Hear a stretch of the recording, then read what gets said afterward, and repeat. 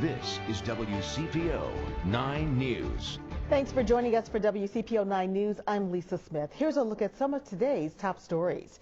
Today, Ohio Republican Congressman Brad Wenstrup assisted Tri-Health providers in distributing the COVID-19 vaccine. Wenstrup, a podiatrist who served as an Iraq War combat surgeon, has given shots at several clinics in his district, including twice in his role as an Army reservist. Tonight, police officers in Middletown are looking for the suspect behind a deadly bar shooting. It happened just after 2 this morning following a fight at the 513 Lounge on North Verity Parkway. Investigators say numerous shots had been fired in the bar's parking lot, with bullets hitting 3 people. One of those victims, 29-year-old Jerode Hill, died at the hospital. The other 2 victims are expected to survive. If you know anything about this shooting, call Middletown Police at 513-425-7700. And starting tomorrow, Elm Street will be closed between 5th and 6th Streets near the Duke Energy Convention Center as demolition work begins on the Millennium Hotel. The high-rise will be taken down piece by piece instead of imploded, since it's too close to other buildings. The road closure is expected to last for more than a year. Time now to get a check of the forecast, and Sherry Hughes is here, hopefully with a forecast that has a lot less wind. Sherry. Yes, Lisa, the winds are going down tonight and the clouds are moving out, so we'll have some clear skies overnight with a low of 31. Your Monday looks good. It's seasonable. We're going to see sunshine for every day part, and light winds. Temperatures will get into the upper 40s by noon, 58 for 4 p.m. And so a beautiful day. By Tuesday, though, warming up before some cool air arrives and some more rain on Wednesday. Opening day looks a bit chilly. You would have seen runners and walkers in the thousands here lining up at 5th and Broadway on the start line for the Hart Mini Marathon. Of course, even though it was virtual this year, that didn't stop people from getting to the goal of raising $3 million. Now, the Hart Mini experience, it included an all-new race day app that allowed runners and walkers to do the events in the location of their choosing while simulating their location and placing them on the traditional Columbia Parkway course. It also had tips and challenges to eat smart, be well, and move more. In fact, we spoke to Ambassador for the Hart Mini Marathon, Amanda Valentine, who says she's been putting in her own work to keep her heart healthy after knowing firsthand the importance of it. I have lost over 100 pounds, and I know what kind of strain that put on my heart and my own health. So I think that it's just really important to be aware of being heart healthy and making healthy diet decisions. With the virtual, I do like being able to, I had to work this morning, so I'm taking on my own time in the afternoon and creating my own route, and I can do it on Saturday, but maybe somebody can do it on Sunday, and I just feel like it gives you a lot of play. Well, if you missed out on today, you can still help out. The American Heart Association is taking donations until May 1st. I'm Jasmine Miner reporting in downtown, WCPO 9 News. Hey guys, WCPO 9 News reporter Jake Ryle here. Norwood police say Sunday's pursuit started here at Victory Parkway in Sherman, and for the first time, we're seeing the moments following a crash that led to several injuries. Hey firm, we're on Harrison, westbound. You're inside of a Norwood police cruiser Sunday evening. The police pursuit has already changed jurisdictions. Now northbound on I-75 headed toward the Harrison Avenue exit. The Norwood officer ran the plate, and the silver van they're now chasing came up as stolen. Vehicle ran the red light at Queen City. The suspect driving recklessly as the officer continues the pursuit. Left-hand turn on Grand Avenue. Oh, crash! That crash between a pickup truck and the stolen silver van. Two-car MVA, Westwood. Stop right there! The officer assesses the scene. 5 people are injured, some of the injuries considered serious. It comes in the wake of other police pursuits in the tri-state, one of which a CPD chase in the middle of rush hour, ending in Newport, with 81-year-old Raymond Label and his wife Gail dying at the scene after being struck by the fleeing vehicle last August. Following that crash, our I-team examined police department police pursuit policies across the tri-state. The issue? There's no uniform pursuit policy across Cincinnati area departments, but that could soon change. The Hamilton County Police Chiefs Association is taking a look right now at coming up with a standard. The hope? Arresting the suspects without the need for a high-speed pursuit, which could put civilian lives at risk. And if a pursuit is necessary, for each department to follow the same protocols and procedures. Jake Ryle, WCPO 9 News. And WCPO 9 News reporter Kristen Swilley, Kentucky Governor Andy Beshear recently signed off on what's being called a redo bill. It allows students who struggled during the pandemic to make up their current academic year, but there are some people who are concerned about the domino effect this could create. I think the intent of the bill is wonderful. A good idea in theory, many believe, but is it the best play for students throughout the Commonwealth? Mother and teacher Kathy Fessler is optimistic, but unsure. I don't know about the implementation. I see a lot of kinks that have to be worked out. Among them, adapting course selection currently based on a 4-year plan and budgetary concerns. What if everybody took you up on this and all of a sudden now you have another 20% more students?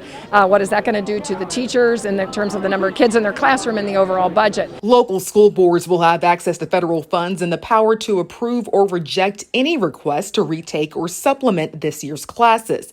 Governor Beshear says this is a chance to reclaim lost experiences and settle the score, especially for senior student athletes. And while educators have done their best in these trying circumstances, the pandemic has deprived some students of priceless opportunities and memories. It could be a win-win for a lot of kids, but I think there's a lot of logistics and just things that have to be worked out to make it work for everybody. Kristen Swilley, WCPO 9 News. More than 20% of people in Ohio, Kentucky, and Indiana have gotten at least one dose of the COVID-19 vaccination. Meanwhile, as restrictions are relaxed and more folks are traveling, spring break may not be the cause of rising cases. Images of parties in Miami during a pandemic can seem alarming, but a Northern Kentucky University health expert says we can't overlook the true super spreaders. The first one is larger family gatherings that are taking place indoors. And the second are in places like restaurants and bars and places where you would go and you want to take off your mask so you can consume something, but perhaps the ventilation isn't good or you're not socially distanced or you're hanging out there for a few hours. CVG expects airport travel to increase by 50% over spring break and into the summer. Valerie Hardcastle says it's not so much the destination, but what you do when you get there. There's this impulse to just kind of throw caution to the wind, and maybe you've had one vaccine but not both, and just try to go back to normal living. And it's really dangerous to do that right now. You can safely go to the beach and just not be near crowds. States like Michigan are in the national spotlight for potentially hitting a fourth wave of COVID-19. Where do we stand in the tri-state? What we see right now in at least Kentucky and Ohio, not so much in the other states that surround us. Their growth rate is accelerating. But what you see right now is what's called community spread. And that means it's spreading at a rate that is kind of consistent over time. So we're not trending toward a fourth wave, but we're not trending away either. We're just kind of hanging in the middle. All the health officials I talked to say no matter if you're vaccinated or who around you may be vaccinated, masks are still essential. In the studio, Raven Richard, WCPO 9 News. As if we didn't have enough to worry about these days with politics and the pandemic, now people are receiving strange debit cards in the mail, and it could be either a scam or your stimulus check. Evelyn Schott opened her mailbox the other day to find an unexpected delivery to her Clifton home. Debit and Visa. It was a U.S. Bank Relia card, the card that more than a dozen states use for unemployment benefits, including Ohio. At first, I thought it was my regular ATM card. And when I saw that it said Relia card, I got a little nervous. That's because Evelyn never filed for unemployment, so she called the number on the card. They took my information. They also suggested that I file a police report. U.S. Bank says it's aware of this fraud, which can happen if a thief files for unemployment under your name and social security number. But U.S. Bank is just one debit card to watch for. Many states, like Kentucky, use Bank of America debit cards. Still others, like Indiana, use KeyBank cards. So be suspicious of any debit card showing up that you are not expecting. So what should you do if you get an unexpected debit card in the mail? The Federal Trade Commission says don't just cut it up or toss it. Someone could be applying for benefits in your name. The FTC says report the unwanted card to the bank. Contact the state unemployment office and place a fraud alert on your credit with Equifax, Experian, and TransUnion. But a caution, if you receive a debit card from MetaBank with a note from the Treasury Department, that's not a scam. That could be your $600 stimulus check, so don't throw it away. Evelyn says it's all very confusing. How did someone get your social? Usually from one of many recent data breaches. So don't throw away any unexpected debit card. Covering the rebound, John Matarese, WCPO 9 News. This shot marked a major milestone in Kelly Neese's career. I'd say I'm proud of it, but it doesn't, winning's more important. Very few players have scored as many points as Kelly Neese, but he's still number 2 in his own family. That's video from 2016, a game winner from Kelly's older sister, Allie, on the same night she reached 2,000 career points. Having your sister play and be the big star, I guess you could say, it was really cool to look up to her and see what she could do here. Neither sibling, though, had an easy road to get there. Do you remember the night your sister got hurt? Oh yeah, it was in a scrimmage in summer. Down here on the block down there. My left leg went backwards, popped out of place, and then popped back into place. We were sitting up there in the corner, and my mom yelled. And then I remember thinking in my mind, I didn't tear my ACL. There's no way I tore my ACL. Allie didn't just tear her ACL, she also tore her MCL and meniscus. You get a sickening feeling as when you evaluate an injury like that, and you know what it could mean for that athlete. Allie had surgery and quickly began rehab. Rehab itself was I think it was more mentally hard than physically. Remarkably, she was able to make it back on the court by the end of her senior season. And now, she plays basketball at Northern Kentucky University. But unfortunately, that was not the last time Nick Repko would see a Neese sibling walk into his office. Oh no. My first thought was, not again. I'll never forget that at all. I could tell when I did it that something really bad happened. In the offseason before his junior year, Kelly tore his ACL. Seeing her go through that recovery before really helped me, but seeing her go through that and then me go through that, she really led the path for me to do that. Well, he's also kind of competitive, so he would be like, hey, if Allie can do it, I can do it. And he did. He recovered, which brings us back to this shot. Not even 2 years after the injury,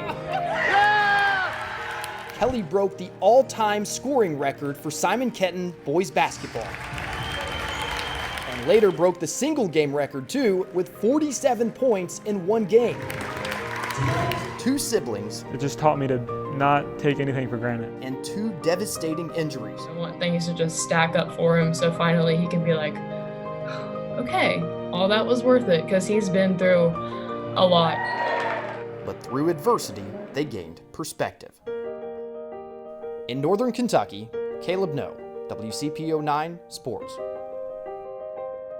Ohio's arcade complex has been in limbo and in jeopardy for decades. In 2007, a group formed to raise hundreds of thousands of dollars to save it, and they took a newspaper reporter along with them. That newspaper reporter was me.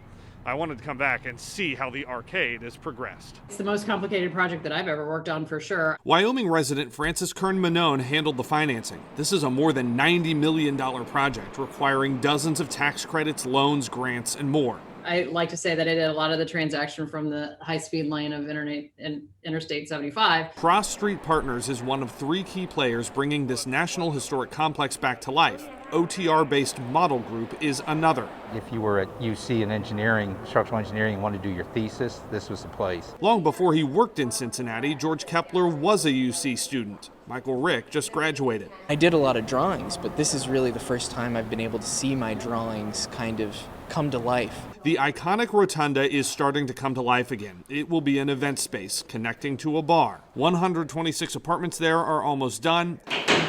And the Hub is a co-working space and business incubator backed by UD. There's a lot of cool pieces, and it's really being able to take advantage of every cool element. Just how important is it? There were a lot of people in the community who weren't going to believe that the redevelopment of the downtown central business district was really happening until they saw the arcade starting to go to re-engage the way they wanted it to. In downtown Dayton. You go to Skyline here, and they're talking about it. I'm Evan Millward, WCPO 9 News.